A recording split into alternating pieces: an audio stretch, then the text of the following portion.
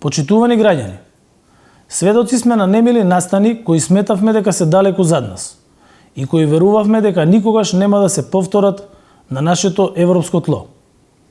Воената агресија на Русија против Украина, која веќе однесе многу човечки животи, е чин кој силно го осудуваме.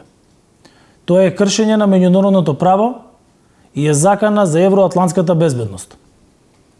Уште еднаш сакам да посочам дека заедно со сојузниците бараме итен прекин на воените действија. 21. век треба да е век на диалог, не на војни. Драги сограѓани, во овие турбулентни времења сакам да ви уверам дека безбедносната состојба во земјата е стабилна и дека во овој момент не постои никаква директна закана за безбедноста на Северна Македонија. Владата внимателно ќе следи состојбата во Украина и редовно ќе ги информира граѓаните. Воедно граѓаните треба да се спокојни, бидејќи како членка на НАТО, ние уживаме и можеме да сметаме на заштитата која нуди најмоćниот одбранен сојуз во светот.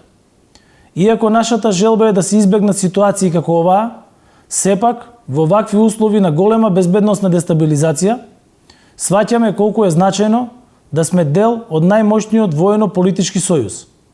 Затоа ве уверувам, нашата земја е безбедна.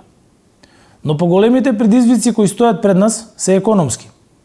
Поради воените действија на Русија против Украина, глобалната енергетска и економска криза сега се продлабочува. Не очекува неизвестна година, каде економијата во Европа и светот ќе претрпи штети.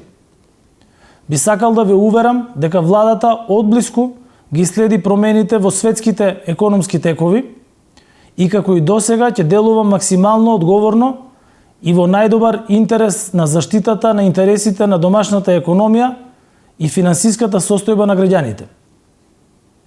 Досега преку правилно поставената стратегија во оваа исклучително кризна година, ние како влада инсистиравме и овозможивме сите ресурси и енергија да се насочат кон справувањето со кризата и економската поддршка за граѓаните и стопанството.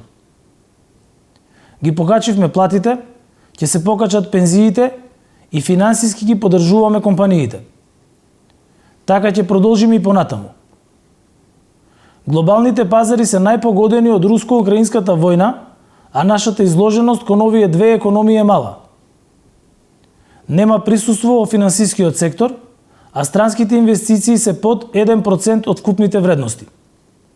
Очекуваното глобално влијание врз покачувањето на цените на основните прехранбени производи и енергенсите, што би значило продлабочување на постоечката енергетска криза, е нешто за кое ние како влада сме апсолутно подготвени и ќе одговориме соодветно. Сите мои секојдневни разговори со членовите на владата се фокусирање на следењето на состојбите со струјата, гасот, енергетиката и економијата, како во земјата, така и во регионот. Посветено работиме на мерките за да го намалиме притисокот врз граѓаните, домаќинствата и стопанството. Во оваа прилика сакам да порачам. Сите институции во државата од владата па надолу, максимално одговорно да ги трошат средствата и максимално ефикасно да работат со цел амортизирање на негативни последици од кризата. Сега е време за одговорност без отстапка. Време е да докажеме дека можеме заеднички да делуваме за доброто на граѓаните. Почитувани граѓани, оваа криза е голем предизвик, но ви уверувам дека можеме и ќе ја поминеме со заеднички напори. Сакам да потенцирам дека владата посветено ќе работи на заштитата на економијата, на вашиот животен стандард, а секој денар од буџетот ќе биде насочен полесно да го пребродиме овој бурен период од нашата заедничка историја.